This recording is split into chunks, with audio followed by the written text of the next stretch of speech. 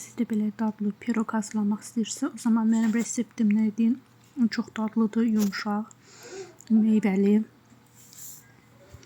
Ərzaqları un götürdüm, 430 qram. Pesok götürdüm. Biraz duz ve 100 gram pesok götürdüm. Yağ 170 gram ve elimde un açağını getirdim ve 2 yumurta əlavə elədim.